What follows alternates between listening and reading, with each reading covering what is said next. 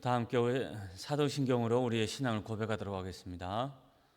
나는 전능하신 아버지 하나님, 천지의 창조주를 믿습니다. 나는 그의 유일하신 아들, 우리 주 예수 그리스도를 믿습니다. 그는 성령으로 잉태되어 동정녀 마리아에게서 나시고 본디오 빌라도에게 고난을 받아 십자가에 못 박혀 죽으시고 장사된 지 사흘 만에 죽은 자 가운데서 다시 살아나셨으며 하늘에 오르시어 전능하신 아버지 하나님 우편에 앉아 계시다가 거기로부터 살아있는 자와 죽은 자를 심판하러 오십니다. 나는 성령을 믿으며 거룩한 공교회와 성도의 교제와 죄를 용서받는 것과 몸의 부활과 영생을 믿습니다. 아멘. 우리 다 같이 찬송가 200장입니다. 찬송가 200장, 달고 오묘한 그 말씀, 우리 함께 찬송하겠습니다. 달고 오묘한 그 말씀, 생명의 말씀은 귀한 그 말씀 진실로 생명의 말씀이 나의 길과 믿음 밝히 보여주니 아름답고 귀한 말씀 생명샘이로다. 아름답고 귀한 말씀 생명샘이로다. 귀한 주님의 말씀은 내 노래 되도다. 모든 사람을 살리는 생명의 말씀을 값도 없이 받아 생명길을 가니 아름답고 귀한 말씀 생명샘이로다. 아름답고 귀한 말씀 생명샘이로다. 널리 울리어 퍼지는 생명의 말씀은 마음의 용서와 평안을 골고루 주나니 다만 예수 말씀 듣고 복을 받네. 아름답고 귀한 말씀 생명샘이로다.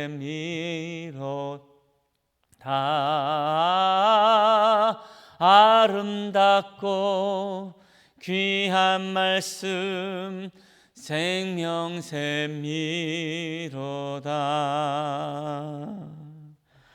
아멘.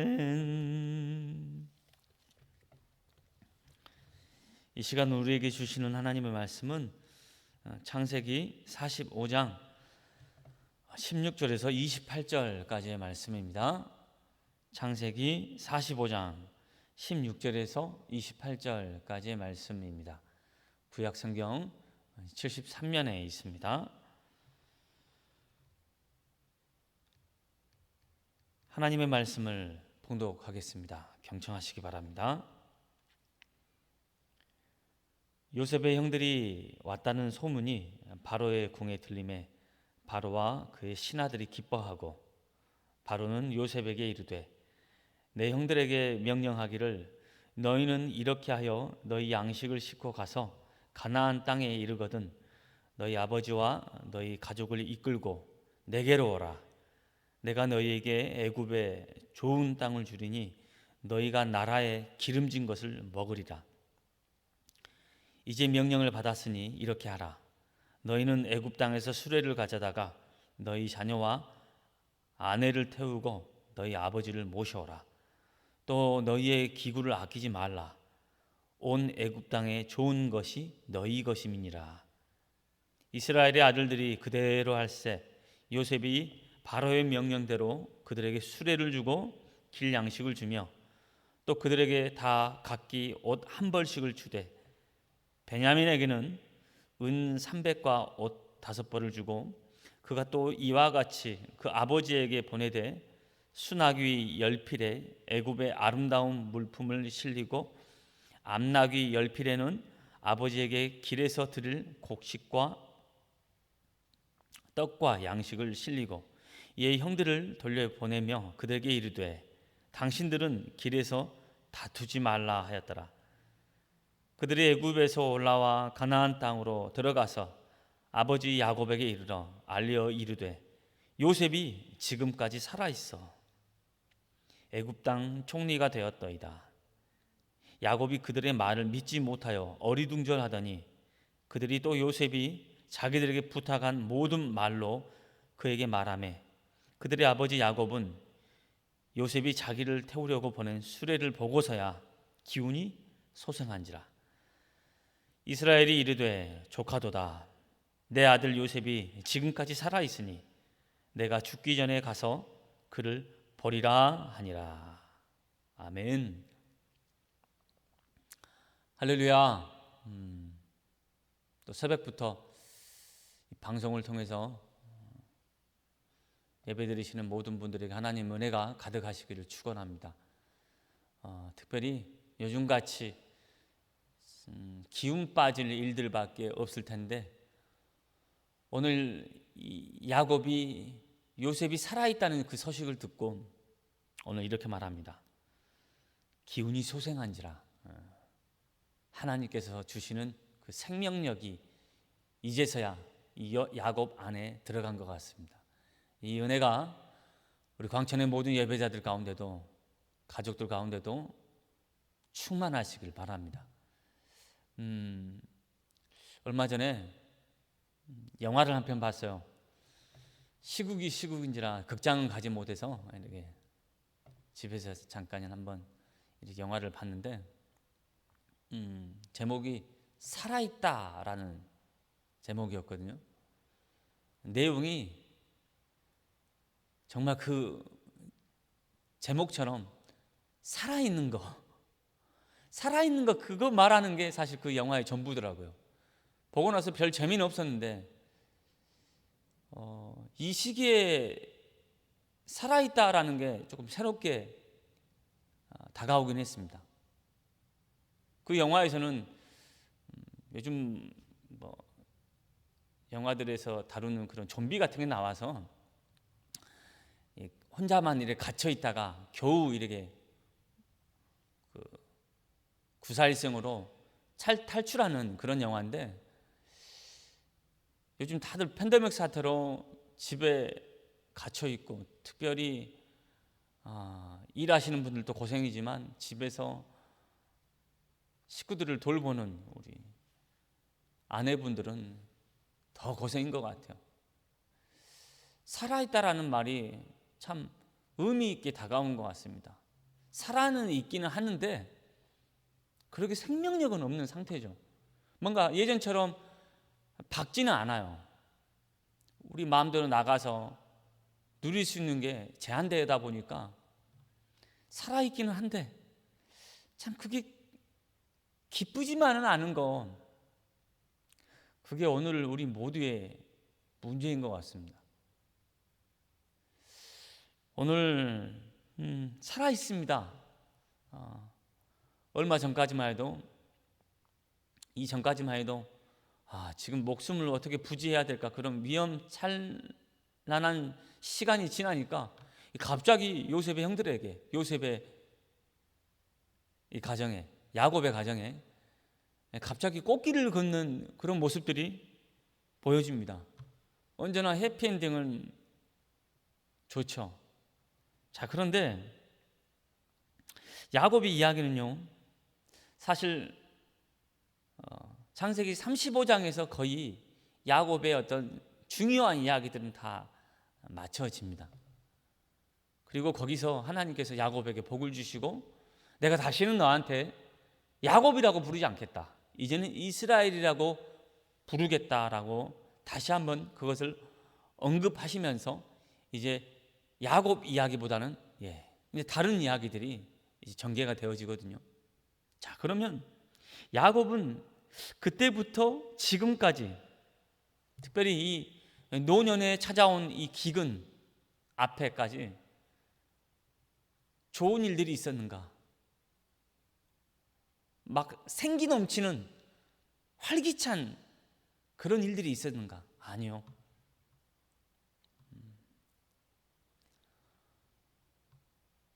사랑하는 가족들이 죽고 또는 떠나고 자기가 아꼈던 것들이 손에서 사라지는 허망한 시절을 이 야곱은 보내야만 했습니다. 그 가운데 자기가 가장 사랑했던 이 아들 요셉을 잃었던 것은 그의 인생에서 가장 아픈 일이었을 거예요. 지금 이 시점까지만 해도 말이죠. 그래서 자기 요셉의 형들이 애굽에 돌아와서 요셉이 살아있습니다 라고 말하니까 믿지를 못합니다. 어떻게 살아있냐? 어떻게 살아있어? 이 생기가 사라져버린 상태입니다. 살 기운이 사라져버린 상태예요. 그러면서 요셉이 아버지를 모시고 또한 가족들을 모시고 오라고 보낸 그 수레를 보고 이것은 일반 수레가 아니라 오늘날로 말하자면 리무진 같은 그런 고급 수레였던 것 같아요. 그것을 보고 나서야 궁에서, 왕궁에서 보냈구나. 그제서야 이제 요셉이 살아있다는 것, 그것을 인정하고 야곱의 기운이 소생하는 것을 봅니다.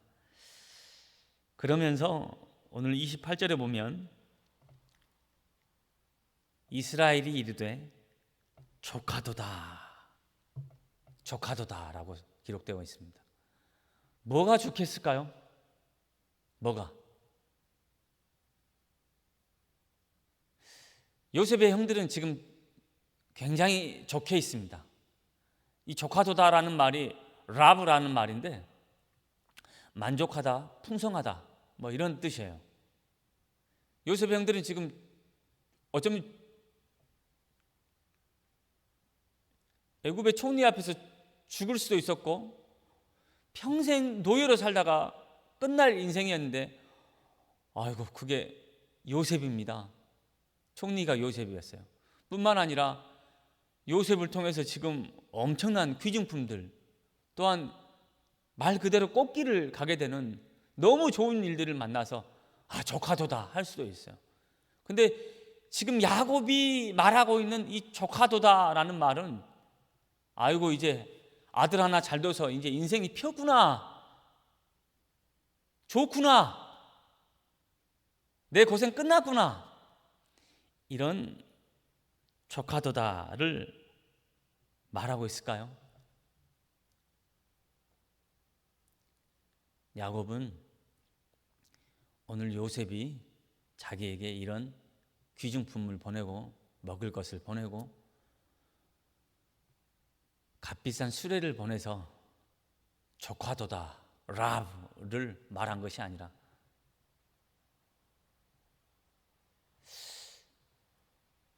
하나님께서 말씀하신 것이 사실이었구나. 바로 이것에 만족하고 있는 겁니다. 이것에 기준을 두고 지금 조카도다라고 말하고 있습니다. 하나님께서 다시는 너를 야곱이라고 하지 않고 이스라엘이라고 부르겠다고 했습니다. 그 말을 듣고 나서는 뭔가 내 생활에 변화가 찾아오고 내 생활이 이전과는 전혀 다르게 돌아갈 줄 알았겠죠. 그런데 아니요. 슬픔이 이어지고 있고요. 아픔이 내 삶을 채워가고 있고 비극이 내 인생의 주제가 되어가고 있었어요. 이스라엘이라고 이름을 바꾸셨는데 오히려 내 안에 만족하지 못할 것들이, 만족하지 못할 주제들이 더 많아졌어요. 자, 그런데 이제서야 이 모든 것이 사실이었구나. 라브. 이것은 참 기가 막힌 일입니다. 이것은 내가 뭔가를 얻어서 말하고 있는 그런 탄식의 기쁨의 표현이 아니라 깨달아서 말하고 있는 기쁨의 탄식입니다. 라브. 하나님이 살아계시구나. 그 말씀이 사실이시구나. 나를 이제 다시는 야곱이라고 부르지 않고 이스라엘이라고 부르신다고 했는데 그게 진짜 사실이구나. 오늘 이 창세기 45장 28절이 저와 우리 모든 예배자들에게도 있기를 축원합니다. 어쩌면 우리가 그리스도인이라는 어떤 호칭을 가지고 나서 가장 어려운 때가 아닌가 생각해 봅니다.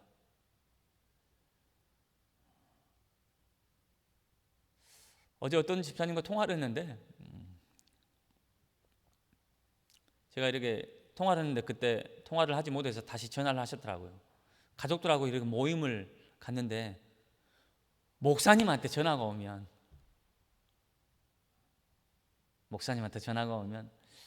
식구들이, 특별히 부모님이 안 좋게 생각하시니까 그때는 전화를 못 받고 모임을 마치고 나서, 가족 모임 마치고 나서 저한테 전화를 하셨는데 요즘 상황이 이렇게 돌아가고 있습니다. 그리스도인, 교회, 목회자, 그 어느 것 하나 사람들 앞에서 떳떳하지 못한 것 같아요.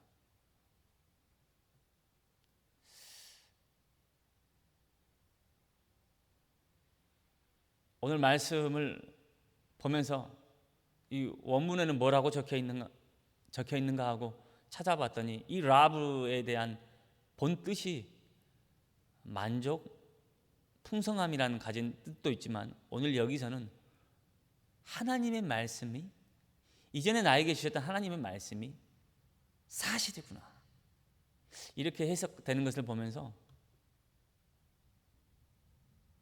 비록 우리는 지금은 꽃길 같은 길은 아닐지 모르겠지만 우리도 야곱처럼 마침내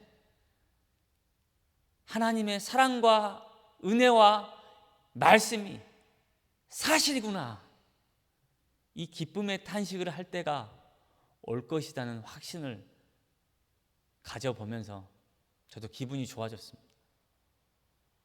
비록 현실은 그렇지 않지만 하나님께서 아무것도 아닌 수많은 목회자 중에 한 사람인 저에게도 그런 기쁨에서 터지는 탄식을 허락해 주시겠구나 하는 그런 소망을 가져봅니다. 예배드리신 여러분들의 심령에도 하나님의 이 라브가 있기를 축원합니다. 하나님의 말씀이 사실이구나. 하나님의 사랑과 은혜가 사실이구나. 여러분, 상황과 여건이 비록 녹록지 않더라도 힘내십시오. 모든 것은 사실입니다. 기도하겠습니다. 거룩하신 하나님, 어쩌면 야곱은 창세기 35장에서 죽은 것처럼 그렇게 살아왔는데 오늘 이 45장에 이르러서야 내 하나님, 살아계신 하나님, 말씀하시는 하나님, 그 하나님 앞에 라브로 기쁨으로 탄식하는 이 야곱을 통해서 우리에게도 동일한 은혜를 허락하여 주셔서 감사합니다. 주님, 세상은 너희가 말하는 것이 사실이 아니다라고 그렇게 우리를 비웃지만 주님, 우리가 말씀을 통해서 확신하게 하시니 감사합니다.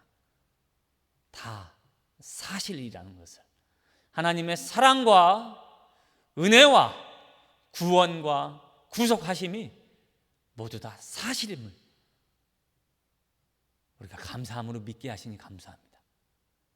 오늘 우리 가운데서 일하시는 성령께서 우리에게 또한 힘과 능력을 공급하여 주시니 우리 사랑하는 새벽 예배자들 어디서든 하나님께서 주시는 이 만족과 풍성함으로 살게 하여 주시고 모든 것은 사실임을 우리가 늘 확신하며 어디서든 기죽지 않게 하시고 겸손함으로 하나님의 살아계심을 나타낼 수 있는 모든 그리스도인의 증인들 될 수 있도록 역사하여 주시옵소서. 감사를 드리며 주 예수 그리스도 이름으로 간절히 기도드리옵나이다. 아멘. 이제는 우리 주 예수 그리스도의 크신 은혜와 한량없는 하나님의 사랑과 성령의 내재 교통 충만하심이 하나님의 그 살아계심을 감사하며 탄식하는 우리 예배자들 머리 위에, 권속들 위에 이제로부터 영원토록 함께 하시기를 간절히 축원하옵나이다. 아멘.